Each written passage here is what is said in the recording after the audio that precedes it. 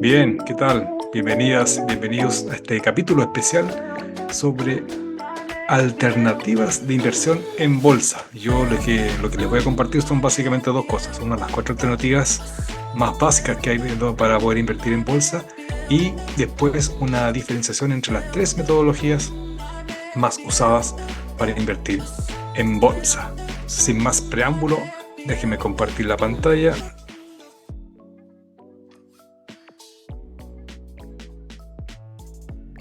Bien, estamos compartiendo entonces la pantalla y como decía al principio, lo que les quiero mostrar en el día de hoy son las alternativas, las cuatro alternativas básicas para invertir en bolsa.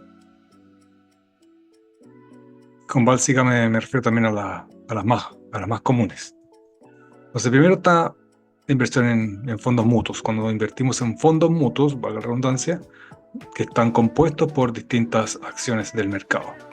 Y hay infinitos fondos mutuos al respecto. Después está la inversión en ETFs, que ¿no es cierto? Han estado bien en boga durante los últimos 4 años, pero la verdad que hace muchos años que están ahí en el mercado. Son, ¿no es cierto?, una especie de fondos mutuos, pero son la forma de administrarse se hace de forma distinta y a la vez las comisiones, como vamos a ver después cuando hagamos el cuadro comparativo, son mucho menores. Y a la vez encuentro yo que también son más rentables. Bueno, ahí vamos a ver. En tercer lugar, nosotros está el crear una cartera propia de inversión donde cada uno de forma individual y personal va construyendo su propio portafolio y cartera de inversión.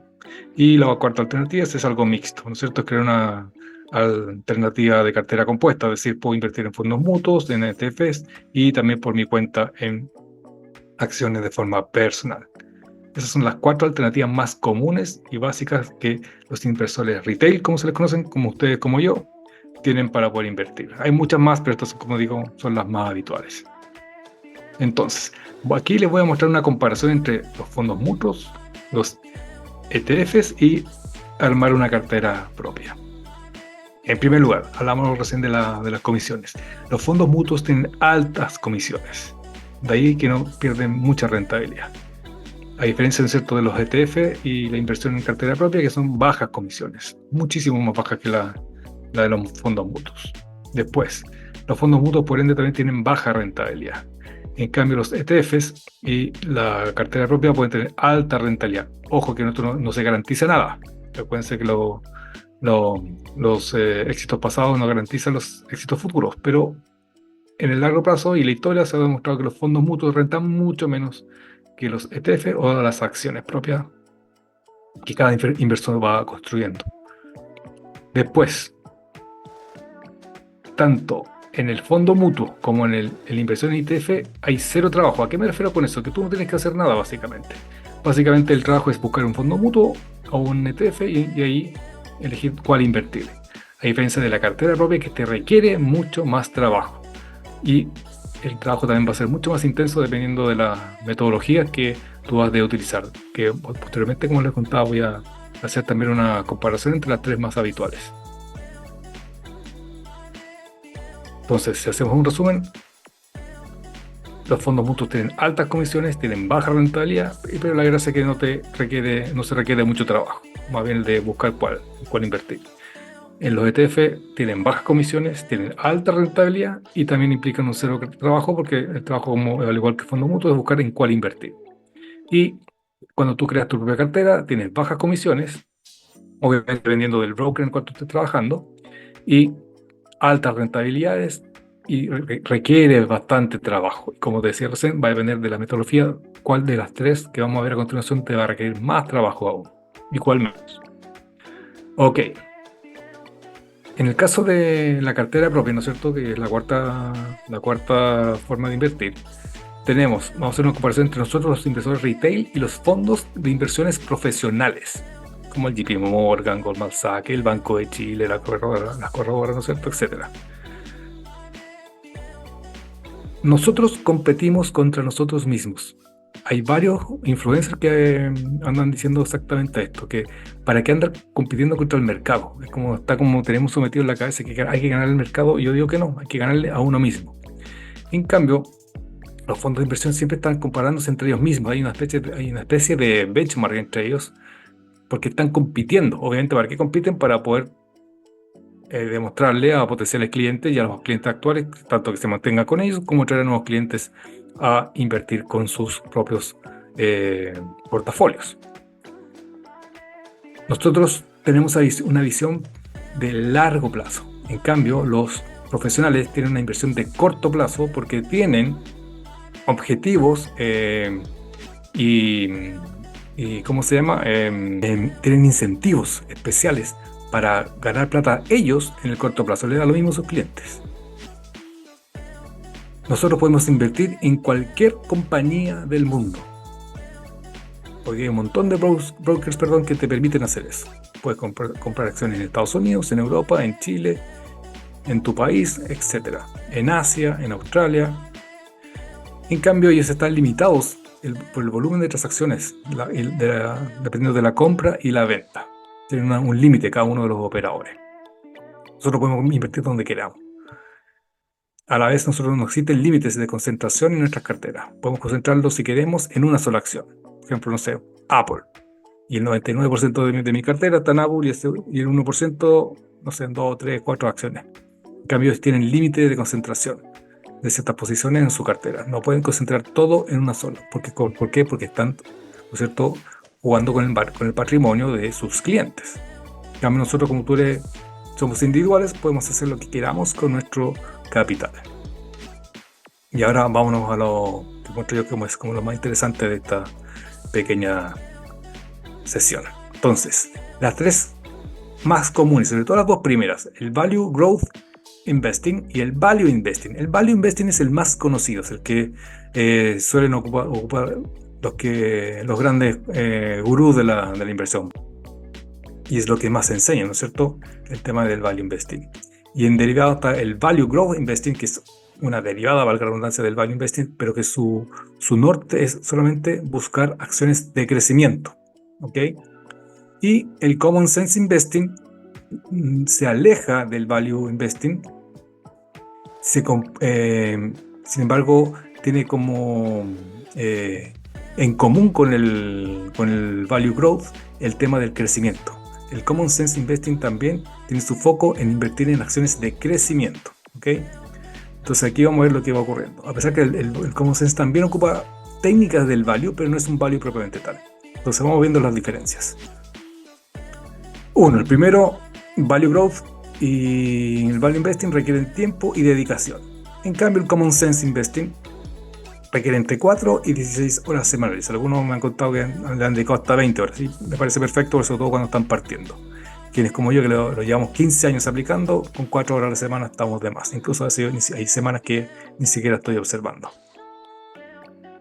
Después, tanto el Value Growth como el Value Investing, para ello se requiere manejar muchos ratios contables y financieros. En cambio, en el Common Sense no se requiere ni de ratios ni de indicadores financieros. Hay una gran diferencia en eso.